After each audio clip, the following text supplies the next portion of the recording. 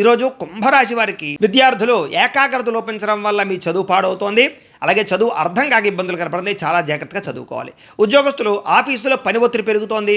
ఉద్యోగం పోయే అవకాశాలు ఉన్నాయి, జాగ్రత్తగా ఉండాలి. వ్యాపారస్తులకి పార్ట్నర్షిప్ వ్యాపారస్తులకి గొడవలు వచ్చే అవకాశం ఉంది. ఈరోజు వ్యాపారంలో స్వల్ప లాభాలే కనపడుతున్నాయి. స్త్రీలకి విలువైన వస్తువులు పోగొట్టుకోవడం కానీ, ఇంట్లో మాట పలవలసి రావడం కానీ, పరపురుష వ్యామోహం కానీ కనపడుతోంది, జాగ్రత్తగా ఉండాలి. విదేశాల్లో ఉండే వారందరికీ కూడా ఆర్థిక నష్టాలు, ఆర్థిక ఇబ్బందులు కనపడుతున్నాయి. ఉద్యోగాల్లో జాగ్రత్తగా ఉండాలి. అనవసరమైన వస్తువులు కొనడం వల్ల ధన నష్టం కనపడుతోంది కాబట్టి కొంచెం కొత్త జాగ్రత్తలు ఆన్లైన్ షాపింగ్లు చేసినప్పుడు జాగ్రత్తగా ఉండండి. ఇక అవసరానికి డబ్బులు చేతికి అందక అప్పులు చేయవలసిన పరిస్థితి కనపడుతోంది. ఈరోజు ఒంటరి ప్రయాణం మంచిది కాదు. మద్యపాన వ్యసన పరులు మాత్రం చాలా జాగ్రత్తగా ఉండాలి, ప్రమాదాలు ఉన్నాయి. ఇక సోదరులతోటి ఆస్తి తగాదాలు, కుటుంబ సమస్యల వల్ల మనశ్శాంతి కోల్పోవడం కనపడుతోంది. అలాగే మీ ఎదుగుదలను చూసి ఓర్వలేని వారు ఎక్కువైపోవడము, నరదిష్టి ఎక్కువైపోతుంది, జాగ్రత్త.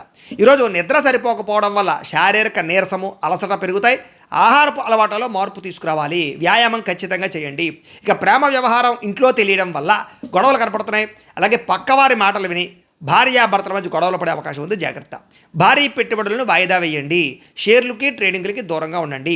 కొంతమంది తీయని మాటలతో మిమ్మల్ని మోసం చేస్తూ ఉంటారు, అలాంటి వారికి దూరంగా ఉండండి. శివుడు అంటే మీకు ఇష్టమైతే కనుక ఆయన్ని తలుచుకుని ఒకసారి లైక్ చేయండి, ఆయన ఆశీస్సులు లభిస్తాయి. అలాగే రేపటి రాశి ఫలం కూడా మీకు రావడానికి సబ్స్క్రైబ్ చేసుకుని ఫాలో అవ్వండి. ఇక్కడ కనపడుతున్నటువంటి ఈ లింక్ మీద మీరు క్లిక్ చేసినట్లయితే ఈరోజు ఇంట్లో శివుడికి ఎలా పూజ చేసుకోవాలో వీడియో వస్తుంది. ఆ వీడియోని ఎదురుగుండా పెట్టుకుని మీ ఇంట్లో ఈరోజు శివ పూజ చేసుకోవడం వల్ల మీకు ఈరోజంతా శుభప్రదంగా ఉంటుందని తెలియజేస్తూ లైక్ చేయడం మాత్రం మర్చిపోకండి.